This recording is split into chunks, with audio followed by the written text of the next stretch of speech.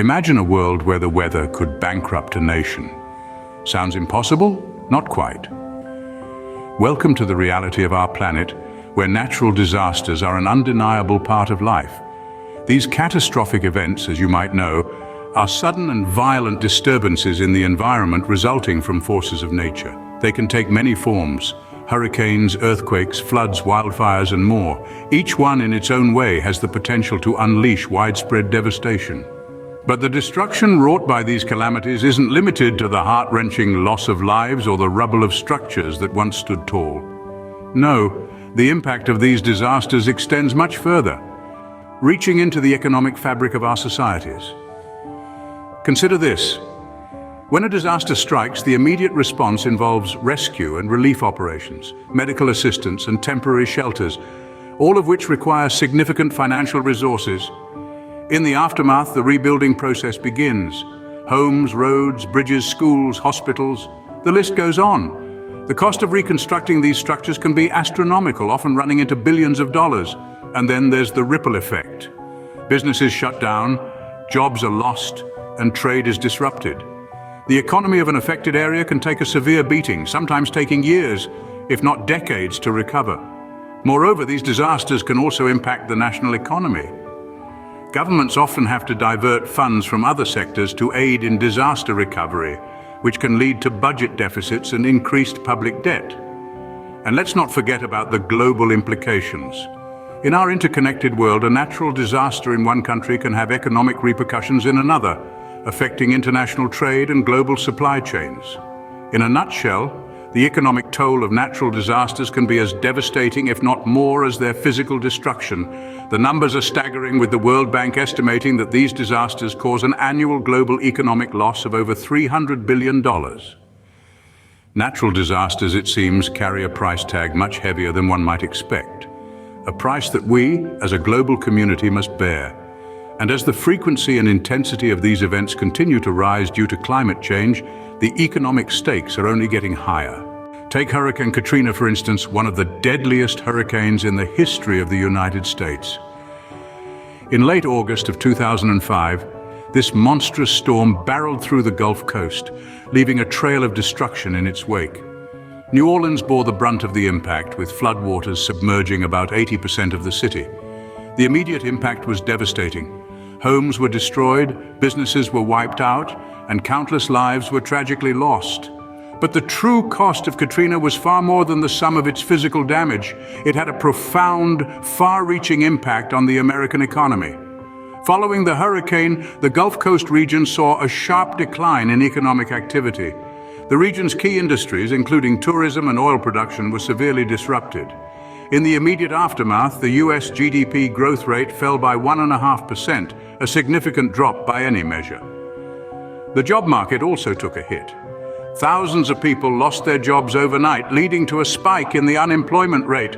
In Louisiana alone, the unemployment rate shot up from 5% to over 12% in the span of a single month. The ripple effects of this sudden surge in joblessness were felt across the country. The rebuilding process was a mammoth task, requiring billions of dollars in federal aid and insurance payouts. The US government spent an estimated $125 billion on recovery efforts, making it one of the costliest disasters in US history. But even with this massive influx of funds, the recovery was slow and uneven. Many businesses never reopened and many residents never returned, forever altering the economic landscape of the region. In the end, the economic toll of Hurricane Katrina was a stark reminder of the true cost of natural disasters. They are not just isolated events that come and go, but catalysts of long-term economic change that can affect entire regions, even nations, for years to come. The economic shockwaves of Katrina were felt long after the storm had passed. But hurricanes aren't the only natural disasters wreaking economic havoc. Remember the Tohoku earthquake and tsunami in Japan? On March 11, 2011, an undersea megathrust earthquake off the Pacific coast of Tohoku triggered a devastating tsunami. The catastrophe claimed over 15,000 lives and caused extensive damage to homes, businesses, and infrastructure. But the physical destruction was only the beginning of Japan's nightmare. The cost of rebuilding was astronomical. It's estimated to be around $300 billion, making it the most expensive natural disaster in history. Entire towns had to be reconstructed, and the process is still ongoing even after more than a decade. The rebuilding efforts strained Japan's economy, already battling slow growth and an aging population. But the financial implications didn't stop there. The tsunami led to a nuclear disaster at the Fukushima Daiichi nuclear power plant. This was the most severe nuclear accident since Chernobyl, and it had a profound impact on Japan's economy. The cost of decommissioning the plant, compensating the victims, and decontaminating the affected areas runs into hundreds of billions of dollars. Moreover, the disaster led Japan to shut down most of its nuclear power plants, which had been supplying about 30% of the country's electricity. This forced Japan to import expensive fossil fuels, increasing its trade deficit and putting further pressure on its economy. The Tohoku earthquake and tsunami also had indirect economic consequences. The disaster disrupted global supply chains, particularly in the automotive and electronics industries, causing a ripple effect on the world economy.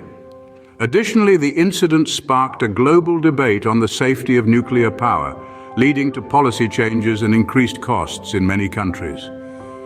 The Tohoku disaster was a grim reminder of how a nation's economy can be shaken to its core. Not only did it cause immediate and colossal financial losses, but it also led to long-term economic challenges that Japan continues to grapple with. It underscores the urgent need for countries to invest in disaster preparedness and mitigation strategies to reduce the economic impact of such catastrophes in the future. And who can forget the Australian bushfires of 2019 and 2020? A blaze that left an indelible mark on the economy. The Australian bushfires were a cataclysmic event that scorched the earth, taking with it homes, wildlife, and the livelihoods of thousands. Picture this: an area roughly the size of England engulfed in flames, smoke cloaking the sky, and the once vibrant landscape reduced to a charred ruin. But the flames didn't just consume the land, they also consumed a significant portion of Australia's economy. Tourism, a vital artery of the Australian economy, took a major hit. Australia, known for its rich biodiversity and unique wildlife, became a land of smoke and ash.